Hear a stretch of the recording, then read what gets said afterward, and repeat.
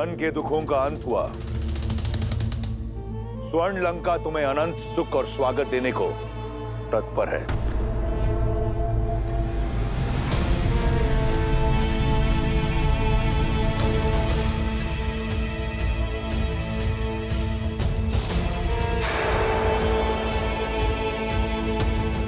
मुझे ज्ञात था कि एक बाण से 2 लक्ष्य तो केवल मेरे रावण भैया ही भेज सकते हैं। मेरे और मेरे पुत्र के प्रतिशोध के साथ साथ उन्होंने अपना प्रतिकार भी ले लिया।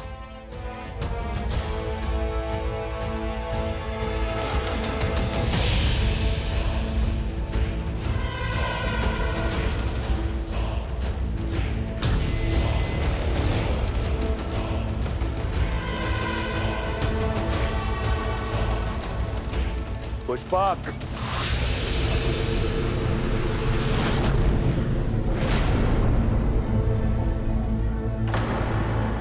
लंकेश कहाँ जा रहे हैं? पुष्पक,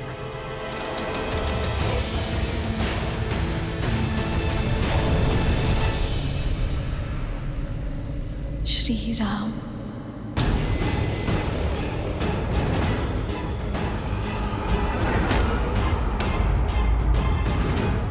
मृत्यु की मार्ग पे जा रहे हो, ना चीख रहे हो, ना भय से कांप रहे हो। कौन हो तुम जिसको मेरा भय नहीं? भय भी स्वयं जिससे भयभीत है, वो तुमसे क्यों भयभीत होगा राक्षस? ठीक से देखो, ये वही हैं जिन्होंने सहस्त्र गजों की शक्ति से युक्त ताड़का का वध किया, अति बलशाली विराट का संहार किया, हर और दूषण समेत 14 सहस्त्र राक्षसों को काल का भोज बना दिया। तो जो सिंह का खेट करते हैं, वो भला तुम जैसे मूषक से क्यों भयभीत होंगे? मेरा अंत करना सरल नहीं। मुझे तब मारोगे जब मेरी मुट्ठी खुलेगी, और मेरी मुट्ठी खुलेगी नहीं।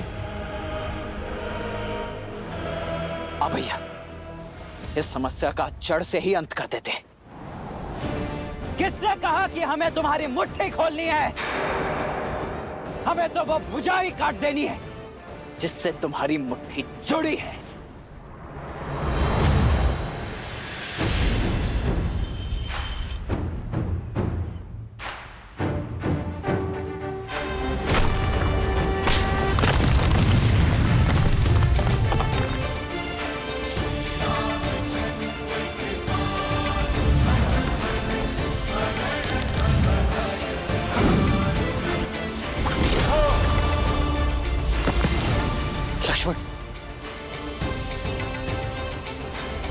हे राम, हे लक्ष्मण, आपके इन तीरों से मुझे मुक्ति नहीं मिलेगी।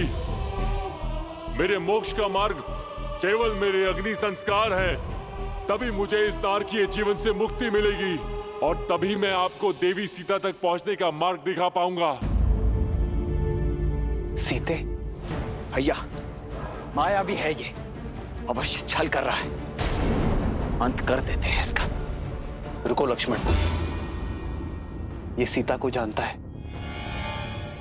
तुम्हें कैसे ज्ञात है कि हम सीता को खोज रहे हैं? और कैसे जानते हो कि वो कहाँ है? मेरा ये शरीर भले ही राक्षसी हो, लेकिन मैं अंदर से गंधर्व हूँ। मेरा नाम धानु था। मैं बहुत ही शक्तिशाली था, और उसी शक्ति के मद में चूर होकर भयावह रूप लेकर ऋषि मुनियों को अलंकित करता रहा। और एक दिन अज्ञानतावश मैंने ऋषि स्थूलशिला को उत्पात दिखाया, और उन्होंने मुझे इसी रूप में रहने का श्राप दे दिया, और क्षमा मांगने पर मुक्ति का मार्ग बताया। और जब श्री राम अपने भाई लक्ष्मण के साथ माता सीता को खोजने आएंगे, तभी होगा मेरा मोक्ष। रूप चला गया, किंतु शक्ति का अहंकार नहीं गया। इंद्रदेव को युद्ध के लिए ललकारा था मैंने, और जब उनके वज्र के प्रहार से मेरा सिर मेरे पेट में घुस गया, तब से ये धानु कबंध कहलाने लगा। वर्षों से अपने मुक्ति दाता श्री राम का ही मार्ग देख रहा हूं मैं। तो अब मुझे मेरी सीता का पता बताओ। बताओ कि वो कहाँ है, किस हाल में। उसके लिए आपको मुझे इस राक्षस देह से मुक्त करना होगा, तभी अपने दिव्य दृष्टि से आपका मार्गदर्शन कर पाऊंगा। शीघ्र ही मुझे जीवित जलाकर मुक्त कीजिए श्री राम। नहीं, किसी को जीवित जलाना महापाप की श्रेणी में आता है। ये मैं नहीं करूंगा। किसी के कष्टों का अंत करना पाप नहीं पुण्य है श्री राम। अब और विलंब मत करिए, मुझे मोक्ष दीजिए ताकि मैं आपको देवी सीता का समाचार दे सकूं।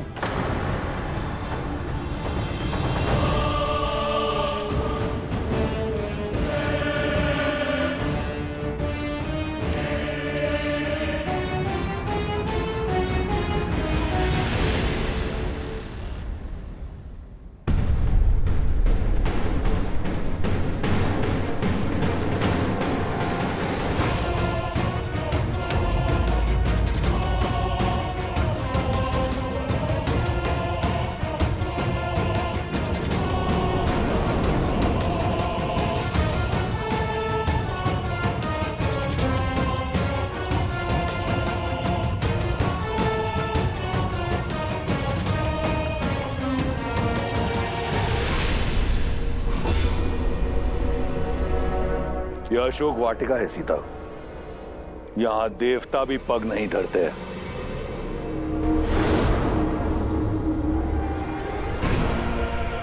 यही सोच रही हो ना कि लंका का भव्य महल छोड़कर तुम्हें यहां इस वाटिका में क्यों लाया हूं? आओ, तुम्हें उत्तर दिखाता हूं। देखो देखो अपने प्रतिबिंब को। वन के कष्टों ने तुम्हारे दिव्य रूप की क्या दशा बना दी है। वल्कल वस्त्रों में लिपटी सीता वो सीता नहीं जिसका परिपूर्ण सौंदर्य मैंने मिथिला में देखा था, जिसे ना पाने की कुंठा आज भी वो एक शत्रु है जिसे मैं परास्त नहीं कर पाया। लंका में माटी से मुरझाई सीता नहीं, स्वर्ण सी चमकती सीता जाएगी। सुंदर आभूषणों और वस्त्रों से सज सीता लंका के महारानी के रूप में मेरे साथ यहां अशोक वाटिका से जाएगी। सीता केवल श्री राम के साथ जाएगी। जब तक इस सीता के शरीर में प्राण है, तब तक उसके रोम रोम में केवल श्री राम है। तुम्हारे इन शब्दों का बुरा नहीं लगा मुझे। मैं समझता हूं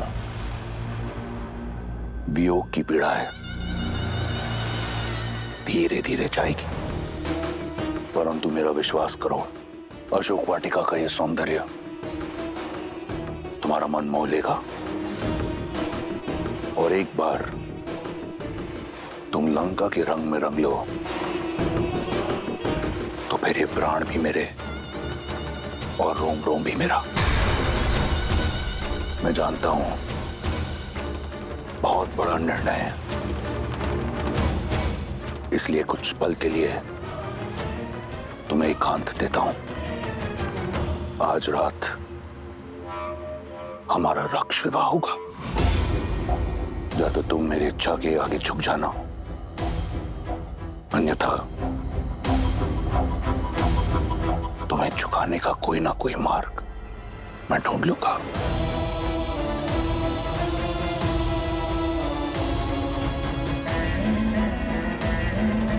लंकेश को प्रसन्न करने का दायित्व अब तुम्हारा है।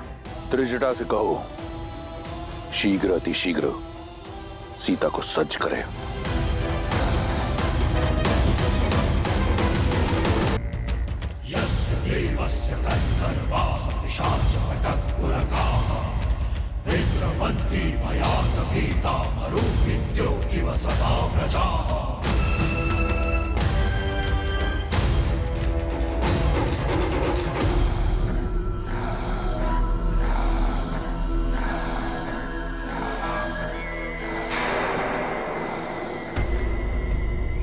जिन मुखों पर राक्षस विजय का अभिमान होना चाहिए, उन पर प्रश्न चिन्ह का प्रतिबिंब क्यों दिख रहा है मुझे?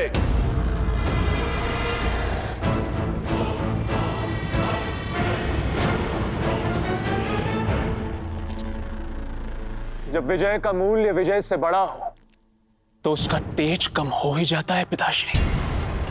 किंतु यदि आपकी इच्छा वास्तविक विजय प्राप्त करने की है तो मुझे आज्ञा दीजिए, मैं राम और उसके भाई लक्ष्मण को अपने शौर्य से परास्त करके यहां आपके समक्ष बंदी बनाकर लाता हूं, आपके चरणों में गिराकर उनसे उनके प्राणों की भिक्षा मंगवाता हूं।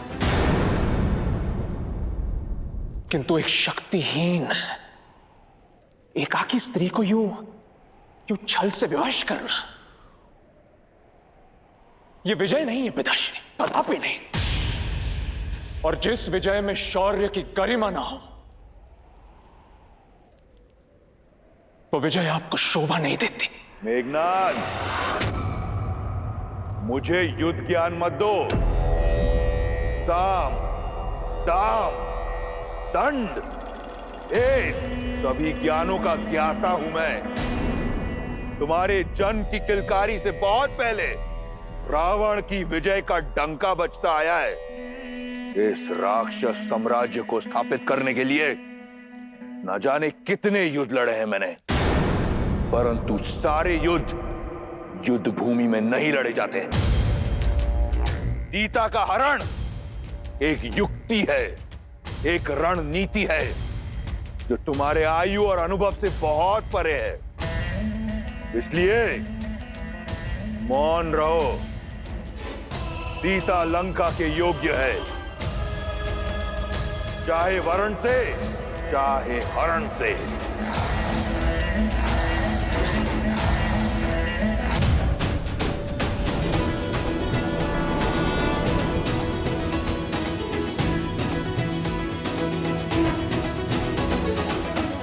मुझे मुक्त करने के लिए धन्यवाद रघुनंदन। अब मेरी सीता की क्या सूचना दे सकते हैं आप? श्री राम, वो दुष्ट रावण माता सीता को दक्षिण की ओर लेके गया है और वो वहां पर लेके गया है जहां पर मेरी दिव्य दृष्टि भी नहीं पहुंच सकती।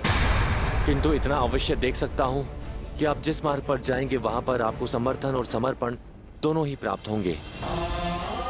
आप ऋषिमुख पर्वत पर जाइए, वहां पर आपको वानरराज सुग्रीव मिलेंगे जो आपको सीता माता तक पहुंचाने में आपकी सहायता करेंगे। और ये ऋषिमुख पर्वत जाने का मार्ग?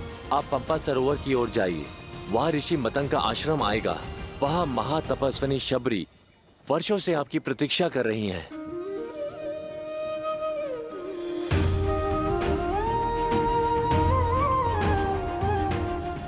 उनकी प्रतीक्षा का अंत भी होगा और साथ ही साथ आपकी आगे की यात्रा का आरंभ भी होगा। और वही आपको बताएंगी कि किससे समर्पण और किससे समर्थन आपको प्राप्त होगा और आप अपनी पत्नी तक कैसे पहुंच पाएंगे।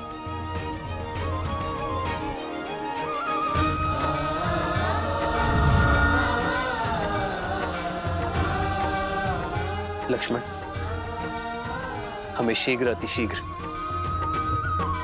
माता शबरी तक पहुंचना होगा। जी भैया।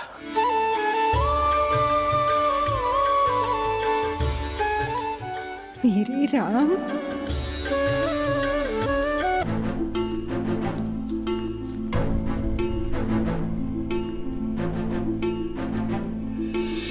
भैया,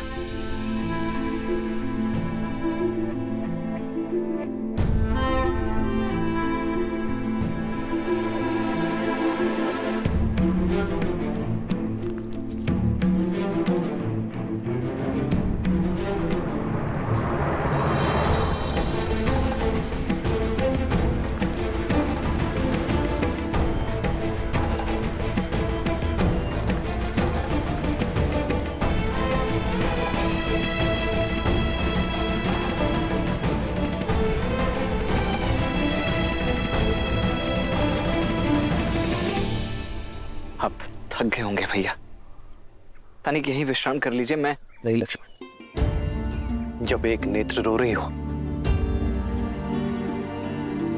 तो दूसरी विश्राम कैसे कर सकती है? मेरी सीता वहां पीड़ा में होगी। मुझे विश्राम करने की कोई आवश्यकता नहीं है। हमें शीघ्र ही माता शबरी तक पहुंचना होगा। आओ लक्ष्मण।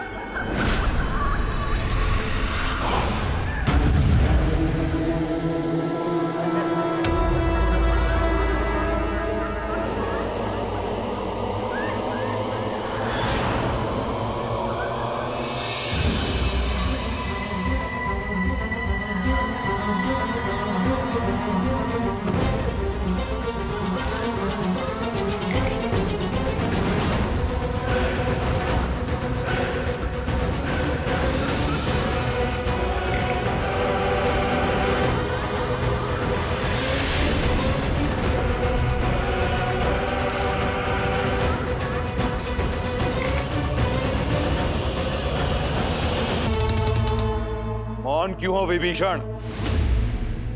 आज मेरे किस निर्णय ने धर्म का वध कैसे किया, बताओगे नहीं? भैया, सत्य कहूं तो आपका एक कर्म भी अधर्म है और कर्म का कारण भी। भैया, सब कुछ तो है आपके पास, शक्ति, सुख, समृद्धि, मेघनाथ जैसा आज्ञाकारी पुत्र, पतिव्रता पत्नी। भूमिका मत बांधो, सीधा सीधा विषय पर आओ। भैया, स्त्री चाहे शत्रुकुल की ही क्यों ना हो, वो सम्मान की अधिकारिणी है, और स्त्री का हरण अधर्म है, पाप है। भैया, आप देवी सीता को लंका में लेकर नहीं आए, बल्कि विनाश का बीज बोया है आपने अशोक वाटिका में। किसी की हाय नहीं लेनी चाहिए, मेरा परामर्श मानिए। प्रश्न समूचे राक्षस साम्राज्य का है।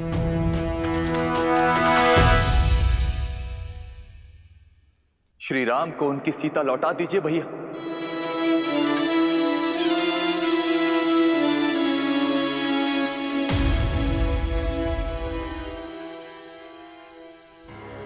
क्या आप सबका भी यही विचार है?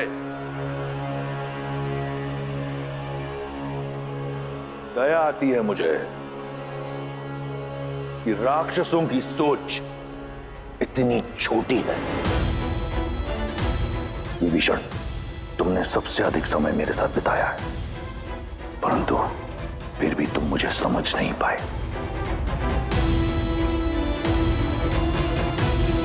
इस सभा में उपस्थित हर राक्षस मेरी दूरदर्शिता से कोसों दूर है। धर्म अधर्म के द्वंद्व में ये भी भूल गए कि रावण जो करता है एक उद्देश्य से करता है,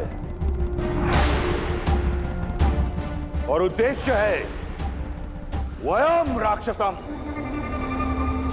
राक्षसों को सर्वश्रेष्ठ बनाना। सीता कोई साधारण स्त्री नहीं, राजा जनक की पुत्री है, एक मनुष्य है। 14 लोकों पर हमारा आधिपत्य है।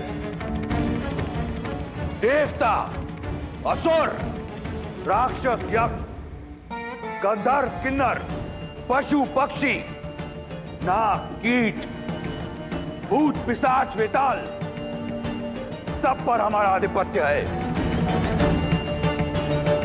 केवल मनुष्य ही हैं जिन पर हम अपना आधिपत्य स्थापित नहीं कर पाए। और सीता को यहां लाकर उससे रक्त विवाह करने का उद्देश्य यही है कि एक बार सीता हमारी हुई तो राक्षसों और मनुष्यों में एक सेतु बनाऊंगा मैं। एक ओर शूर्पणखा का प्रतिशोध पूरा होगा और दूसरी ओर मनुष्यों पर मैं अपना आधिपत्य स्थापित करूंगा बिना कोई रक्त पाए। अब कहो, क्या सहस्त्र प्राण बचाना अधर्म है? क्या अपनी संस्कृति को शिखर तक ले जाना पाप है? क्या मैं एक अधर्मी हूं, पापी हूं? कदापि नहीं भैया। मेरे भैया ने जो किया वो लंका के लिए किया। राम और लक्ष्मण ने मेरे सम्मान पर प्रहार किया और हमारे मान पर वार किया। ये दंड सीता को अवश्य मिलना चाहिए। हाँ, लंकेश ने उचित किया। हाँ, लंकेश ने उचित किया। हाँ, लंकेश ने उचित किया।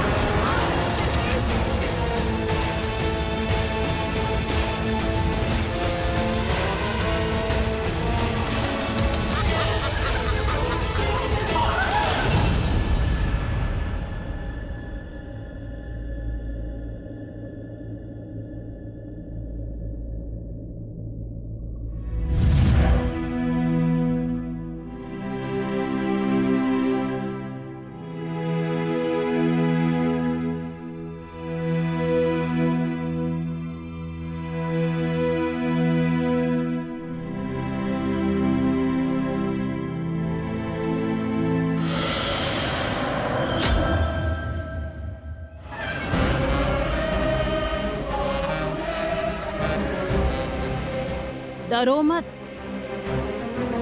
त्रिजटा तुम्हें मारने नहीं आई है। मैं तो सिर्फ ये देखने आई थी कि विधाता ने तुम्हें कैसे गढ़ा है। जिस लंकेश से विवाह करने के लिए तीनों लोक की सुंदरियां मरती हैं, उनका प्रस्ताव ठुकरा दिया तुमने। भला ऐसा कैसा साहस छिपा है इस कोमल काया में? अब मैं तुझे बताऊं मेरे अंदर क्या छिपा है। एक नरभक्षी। प्रार्थना करना कि लंकेश्वर तुम्हें स्वीकार कर ले, अन्यथा मैं तुम्हें अपना आहार बनाऊंगी। श्री राम, श्री राम। जिसका मंदिर अगर उसी देवता को पुकारा जाए तो इच्छा पूर्ण होती है, मूर्ख। लंका का देव केवल दशानन है। अब तुम्हें केवल वही बचा सकते हैं। इसलिए राम का नाम भूलकर रावण के नाम का जप करना प्रारंभ करो।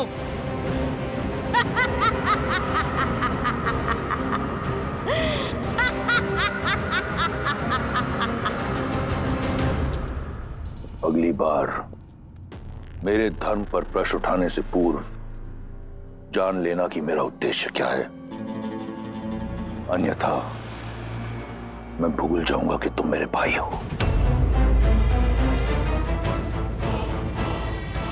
एक बात आपको भी स्मरण रखनी चाहिए दशानन, कि वो एक पतिव्रता नारी है।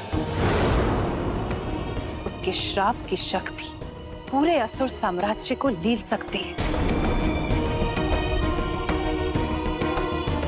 उस पर वो उस जाति से है जिससे आपको अभेदान नहीं है। इसलिए कुछ भी करने से पूर्व आप सोचिएगा अवश्य। सोच भी रहा हूं और देख भी रहा हूं कि पराई स्त्री की बहुत चिंता है तुम्हें। क्या मेरी बहन एक स्त्री नहीं? जब उसका अपमान राम ने किया तब उसने क्यों नहीं सोचा कि वो भी लील सकता है?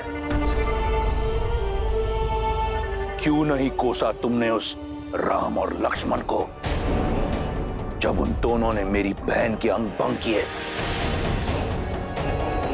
मेरे अजय भाई खर और दूषण और मेरे इतने सारे रिश्तेदारों का संहार किया। क्यों मौन थी तुम? उस राम ने रावण की बहन पर नहीं, राक्षसों की आन पर प्रहार किया है, और उसका दंड उन्हें भोगना होगा।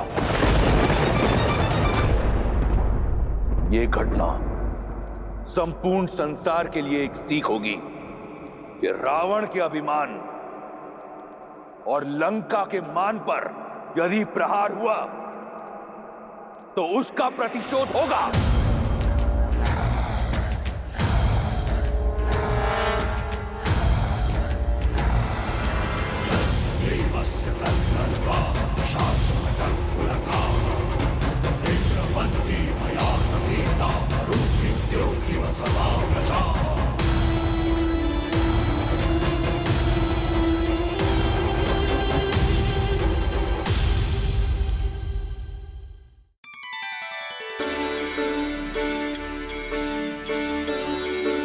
राम राम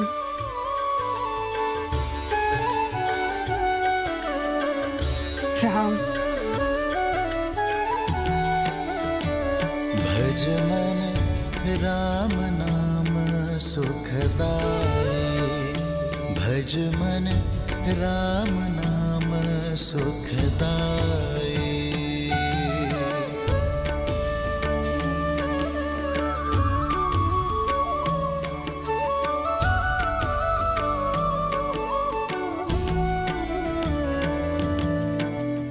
जी दर्शन से तर जाए नैया, तीही सूरत मन भाई। वही रघुवर की बन के मैया, चख चख बेर खबाई,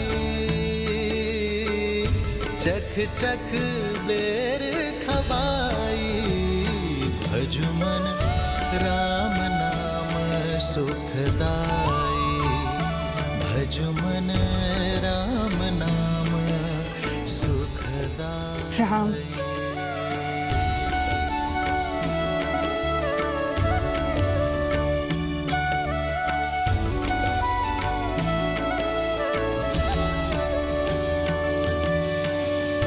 मात प्रेम से बड़ा नहीं कछु, धन्य हो शबरी माई। राम नाम जो कोई सेवत, सदा रहत सुखदाई। भजु मन राम नाम सुखदाई।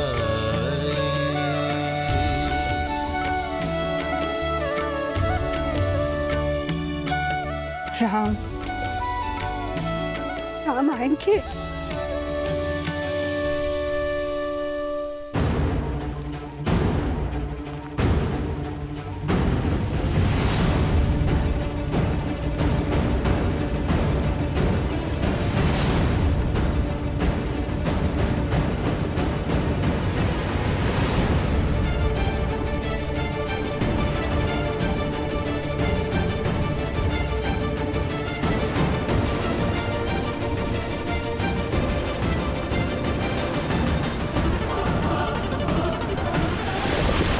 लक्ष्मण!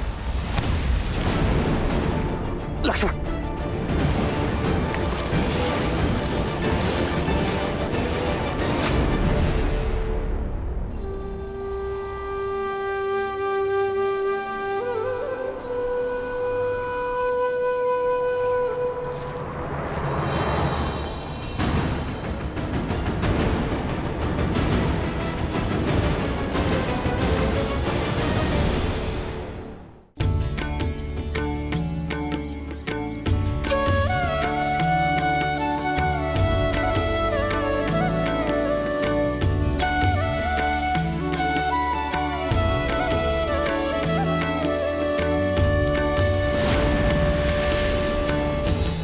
क्या?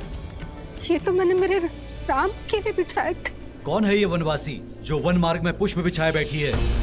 मति भंग हो गई है इसकी। वर्षों से किसी राम की राह में पल के बिछाए प्रतीक्षा करते करते बुढ़ी हो गई है। प्रतिदिन आंगन सजाती है, पुष्प बिछाती रहती है और बुद बुदाती रहती है किसी राम का नाम। कोई नहीं आएगा बुढ़ी माँ, अपने भगवान को याद करो और मुक्ति पालो। मेरे राम आएंगे, देखना। राम, मेरे राम आएंगे।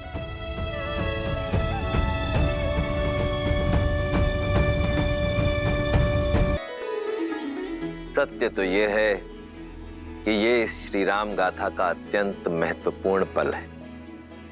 परंतु महादेव, श्री राम से तो कितने ही प्रेम करते हैं, फिर शबरी उनकी यात्रा में इतनी महत्वपूर्ण क्यों?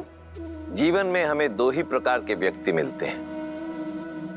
एक वो जो जीवन यात्रा में मिलते हैं, दूसरे वो जो हमारी जीवन यात्रा को दिशा देते हैं।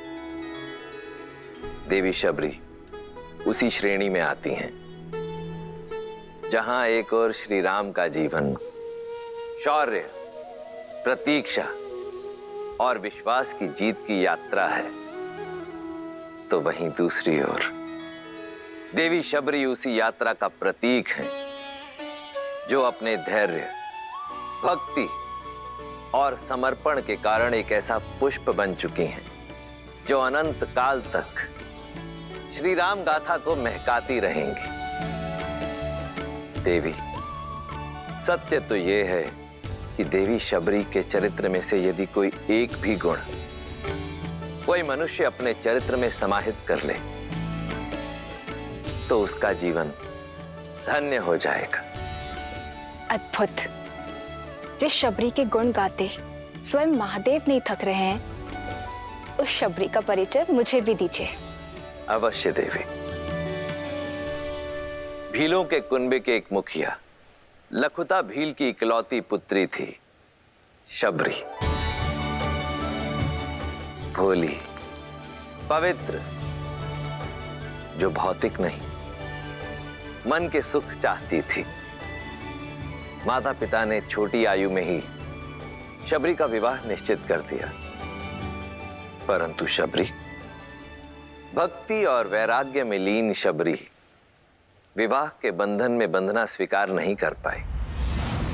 अपने घर परिवार को सदा के लिए छोड़ शबरी पंपा सरोवर के तट पर आ पहुंची।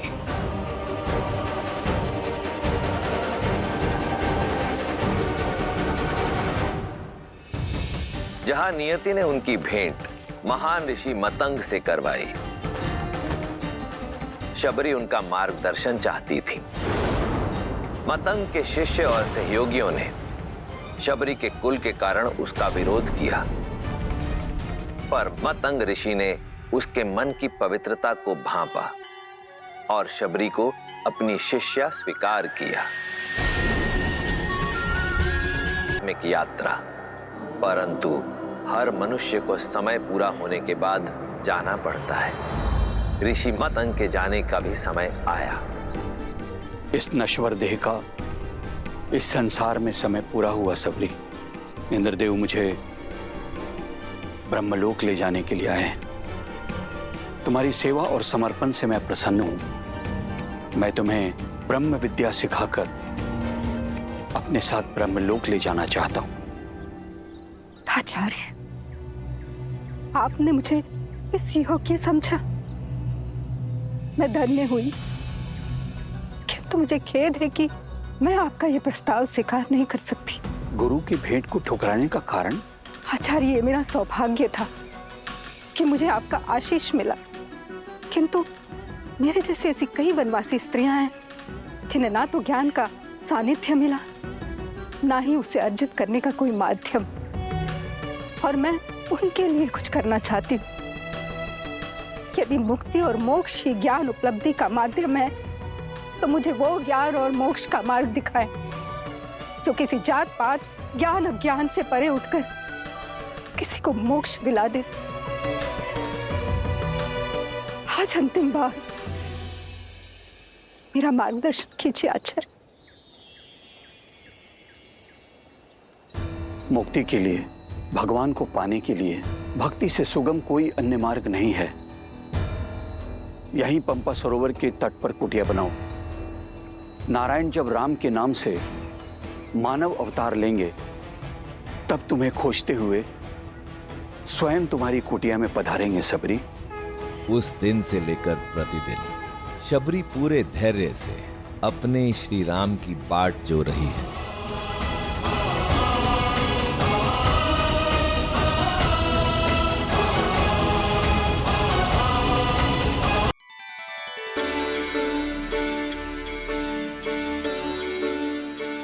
शबरी पूरे धैर्य से अपने श्री राम की बाट जो रही है। हर दिन उठकर श्री राम के स्वागत की तैयारी करती है।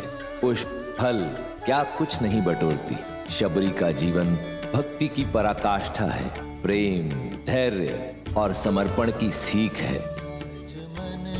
राम नाम सुखदाई।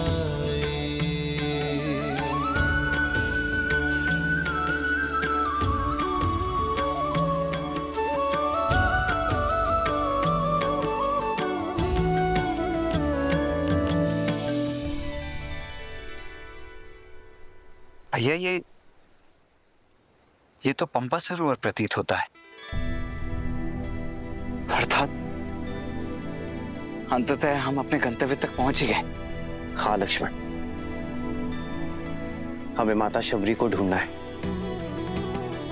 वही हमें आगे का मार्ग दिखाएंगी। आओ।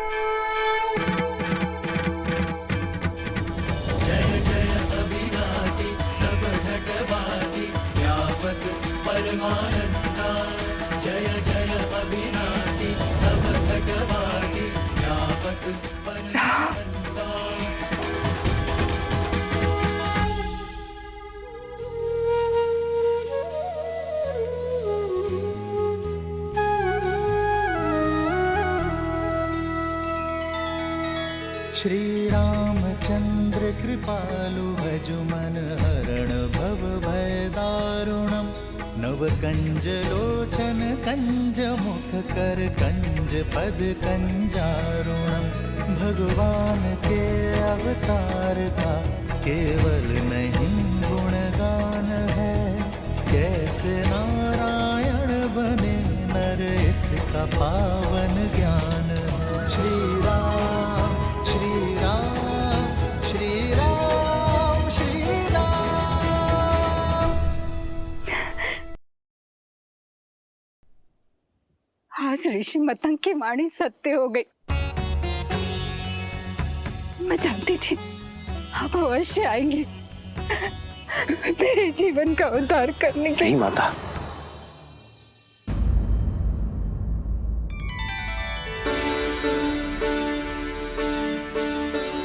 आप मेरे लिए माता समान हैं और माँ पुत्रों के पग नहीं छूती, वो उन्हें आशीष देती है। माता, आपने मुझे माता कहा। जो बरसों अपने पुत्र की प्रतीक्षा करे, जो उसके सत्कार के लिए सदैव तत्पर हो, उसे माता नहीं तो क्या कहूं माता।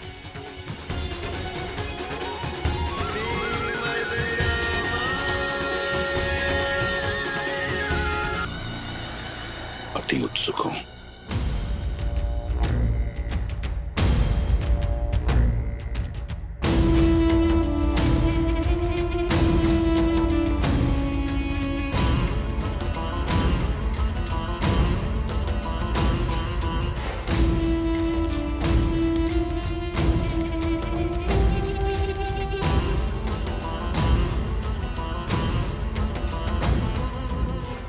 ये श्रेष्ठ पोशाक है लंकेश, आपके जीवन के सबसे श्रेष्ठ पल के लिए।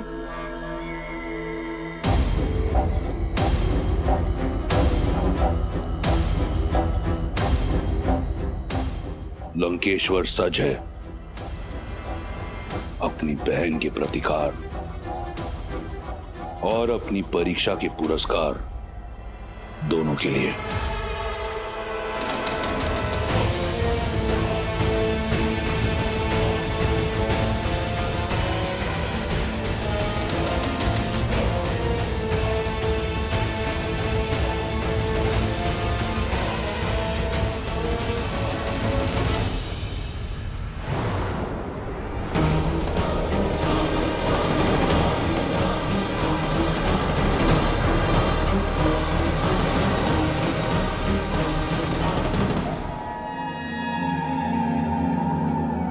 वयम राक्षसम त्रिजटा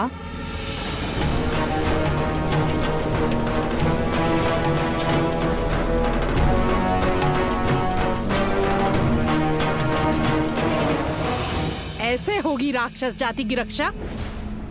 मुझे तुम्हारा अभिवादन नहीं चाहिए, मुझे सीता की स्वीकृति चाहिए। मंडप सजा हुआ है, ये अभी तक सज्ज क्यों नहीं हुई है? मैंने बहुत प्रयास किया। अत्यंत हठी है ये, न भयभीत होती है और न प्रश्न का उत्तर देती है, एक चट्टान की तरह अटल है। रूपवती हो, कदाचित इसीलिए अब तक जीवित हो, अन्यथा लंकेश को प्रतीक्षा कराने का दंड मृत्यु होता है। चलो सज्ज हो जाओ। एक पतिव्रता केवल अपने पति के नाम के वस्त्र पहनती है। मेरा श्रृंगार, मेरा आभूषण, मेरे राम का प्रेम है। स्वर्ण लंका की महारानी बनने का स्वर्णिम अवसर मिल रहा है, मूर्ख। जिसे तुम स्वर्णिम अवसर कह रही हो, वो मेरे लिए दुर्भाग्य का निमंत्रण है। कह दो अपने लंकेश से, जिस सीता को वो पाना चाहते हैं, वो केवल श्री राम की है। मूर्ख स्त्री, तू बातों से नहीं बल से ही मानेगी।